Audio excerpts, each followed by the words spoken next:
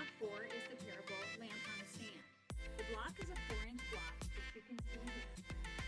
When making your color choices, make sure that your block enhances your overall quilt design. In my case, I wanted to focus on turquoises, so I have a little bit of turquoise in my block. In this case, you can see that those pinks are coming out in my block. The blocks don't have to match your first block of your quilt, the Jesus the Teacher block, but they do have to be similar in value or similar in hue. That way they'll coordinate with your overall quilt. They don't necessarily have to sit next to the Jesus the Teacher in your final setting. If you choose to use completely different colors, don't worry about that because you can move them somewhere else in your quilt where you can make it work in later on in the quilt.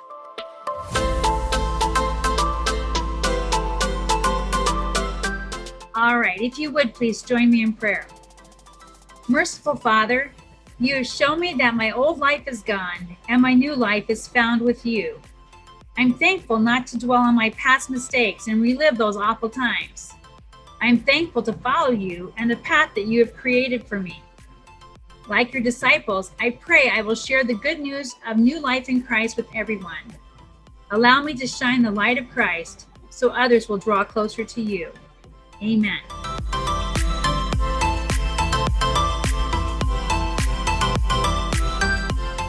Let's take a look at the pattern. On page 1 of the pattern, it includes in the upper left-hand corner the fabric requirements and the cutting instructions for each of the different units in the lamp on a stand. This is such a small block, it's only a 4-inch finished block, that you'll be able to use scraps if you choose to. It includes the parable from Mark 4:21 and 22, and it has a devotional message regarding that particular parable. At the very bottom on page 1, I include a short prayer that you can use while you're making this block. On page 2 of the pattern, I have all of the instructions for completing this small block, including the pressing directions that are indicated by arrows and also written in the instructions. It's important that you measure each one of the units as you go because this is such a small block, you want these units to match up when you put them together. Oftentimes in the small blocks, I have you pressing seams open just to reduce the bulk. The third page of the pattern has a little indication of why I chose a lamp to represent this particular parable, and then space for you to write your own personal reflection. It can be a reflection of your own personal experience with this parable, or it could be your quilting journey or your faith journey, whatever you choose to write here.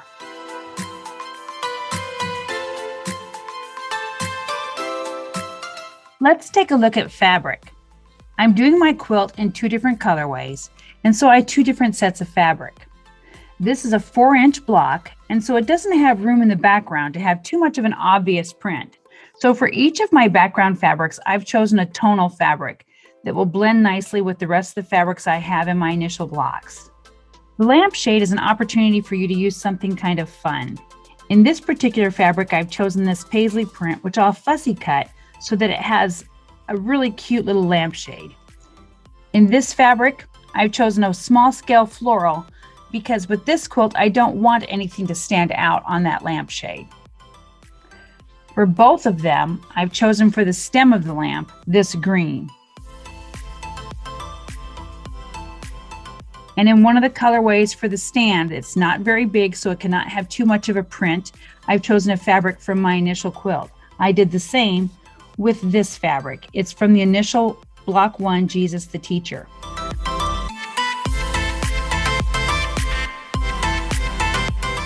Before cutting, make sure that you don't have any creases pressed into your fabric. Always best to start with a nice flat piece of fabric. You will first need to determine whether or not you are fussy cutting for your lamp, or if your lamp will just be cut from the fabric without worrying about fussy cut. I'll be doing it both ways, so I'll demonstrate both ways. The first thing that we need to do, however, is remove our selvage. Always remove the selvage to make sure that you don't have any selvage sneaking into your block, which, once your quilt is wandered, will cause your shrinkage to be different on the selvage edge than what it would with the rest of the fabric. Now I want to fussy cut this fabric for my lampshade, so I'll begin with this one. I need to have a 2¼ by a 4½ inch piece. I like to use a ruler that has a perforated line that allows me to see my fabric through the line, making it nice and easy to make sure that I'm cutting directly at the 2¼ inch mark, as opposed to possibly having the line be so thick I can't see it well.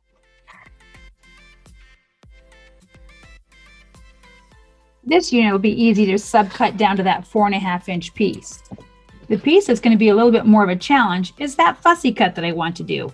I'd like to have this section of the paisley print be in the center of my lamp. I actually like the way it looks where it's in the downward side of the lamp. So I'm going to make sure that I can catch that edge outside of my 1/4 inch seam.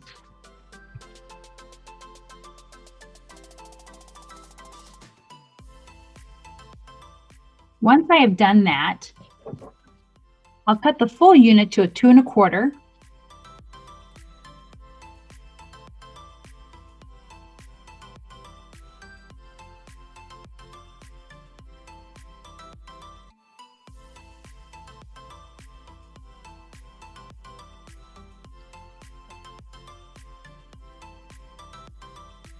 And then I'll use my ruler to determine that at a 4½ inch cut, where do I want that paisley to center?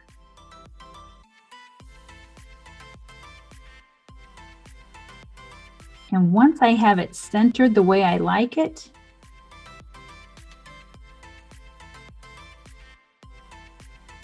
I can cut one side of the unit, flipping it over and cutting the other side so that it's cut to the right width. That's going to be my lamp. Once I have my fabrics cut, when I'm working with a small unit like this, I like to go ahead and preview the piecing instructions to know which pieces are going to go where on my unit, and then I lay it out on a design mat and keep it laid out throughout the duration of construction. I'll start with that lampshade. In this case, remember that's a fussy cut lampshade there, so I wanted to make sure that paisley was facing downward. And that is where I'm going to need those 2¼ inch squares in the corners.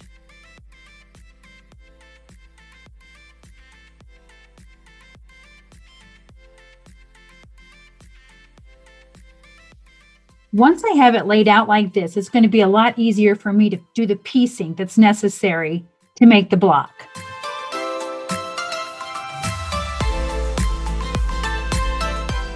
Step 1 calls to make a unit that's similar to a flying geese, but it's not a true flying geese because it's going to have a gap in the center.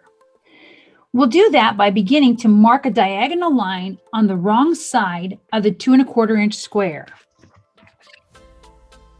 You can do that by using a ruler and a pencil.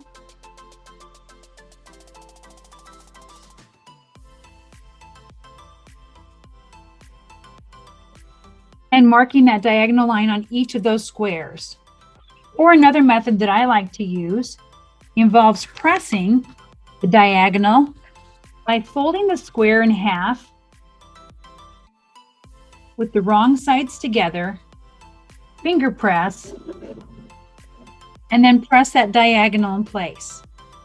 I'll be able to see that diagonal pressing line just as easily as I can see the marked line here when I'm stitching. I can lay the units out to see how they're going to piece into the overall lampshade. The pattern calls for you to stitch diagonally on the line, trim the seam, and press to the outside.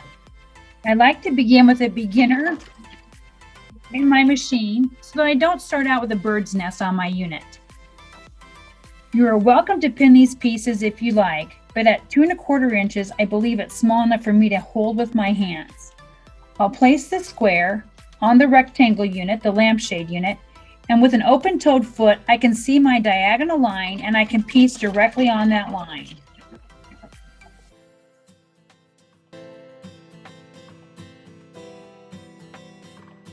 Now I have more than one unit I'm making, so I can chain piece, but if you're only making one unit, you'll take the unit out of your machine and stitch the diagonal line on the other side of the unit. To stitch the diagonal line on the other side of the unit, I place the square on that unit and stitch on the diagonal.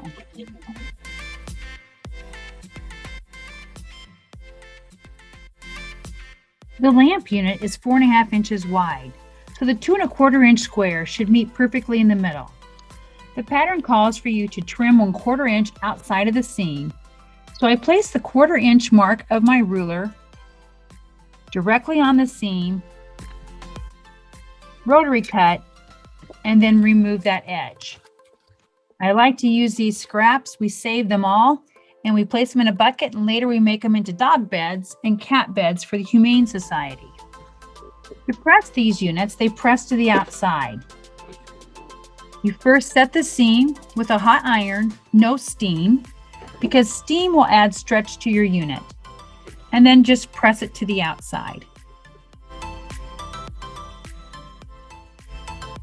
If pieced correctly, these 2 units should come to a point at the center, but once we do our 1/4 inch seam, we'll have the actual top of the lamp that we want. I'll place the units back on my design mat to make sure that they're looking the way I want them to look.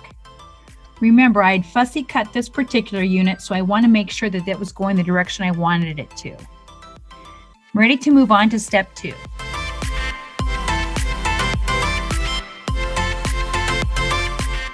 In step 2, you take the lamp base and you stitch it in between 2 2-inch background units. They're 2 inch by 2¼ so they are rectangular.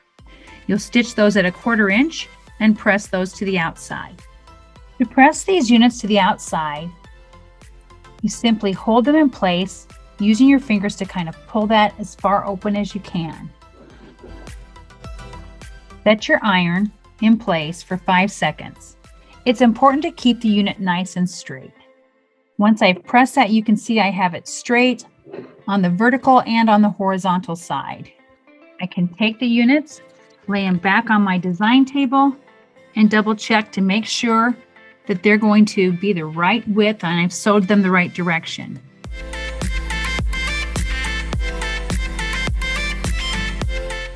In step 3, we'll do something similar to what we did in step 2, where we'll sew the background pieces, the 7/8 inch pieces, to the sides of the bottom of the lamp base. It's a pretty small area, so make sure you have things going the way you want them to go. If you're using directional fabric, make sure it's going the direction that you want it to go. And just as we did in step 2, I'm going to use my fingers to pull that unit apart, making sure it's nice and straight. And set my iron in place and set the seam for 5 seconds. I'll place the unit back on my design mat before I'm ready to move on to the last step.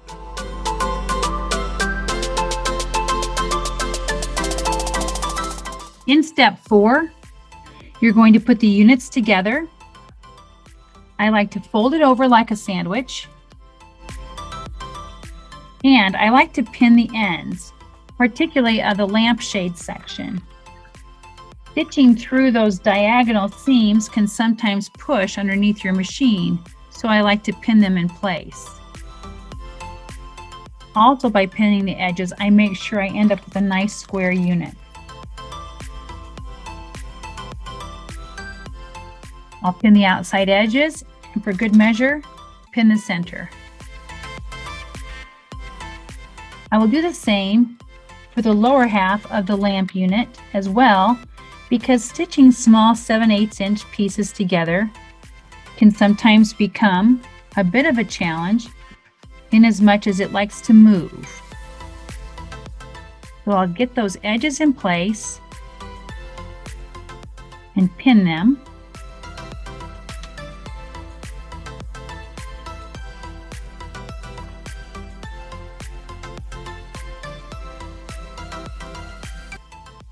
And then pin the center as well. Once I have these units stitched, I'll press them according to the pressing instructions before stitching the top half to the lower half. The pattern calls for you to press each of the seams open. I begin by finger pressing the unit before setting my iron in place for 5 seconds. In the lower part of the unit, you'll be tempted to press it towards the stand.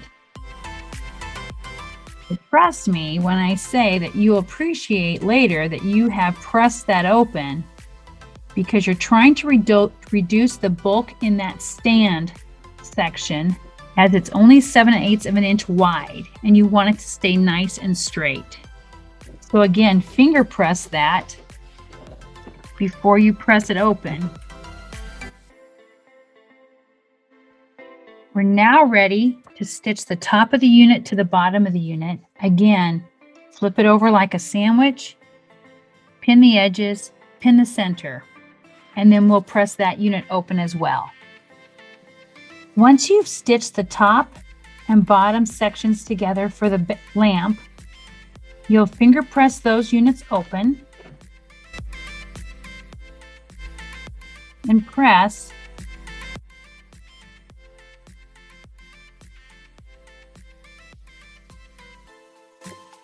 holding it in place for 5 seconds. With so many seams in such a small space, it's important to get this press nice and flat. I like to use distilled water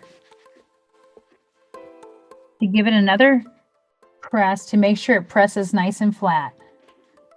And you can see that my unit where I use the distilled water is pressing a lot flatter than my other unit. Again, I don't use steam in my iron, but once my unit is complete, I may use distilled water to get a nice crisp press. And there is our lamp on a stand. The instructions say that this block should measure 4.5 inches square. So I'll measure it to make sure that I am square. And seeing that I am, I'll go ahead and edge stitch around those edges about a 1/16 or a scant 1/8 of an inch. Because I'll be moving these blocks around quite a bit, it's important that I go ahead and I stitch around those edges to make sure that they stay nice and square and that my little seams don't come undone while I'm handling my fabrics.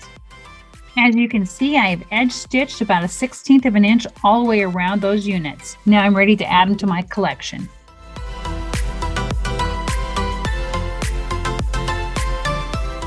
So now that I have my block 4 lamp on a stand complete, you can see that they look good with both of my 2 different color pathways that I have. If you have any questions along the way, give me a call, send an email, or post a message on our Facebook page, and I'll be happy to get back to you. Thanks and have a blessed day.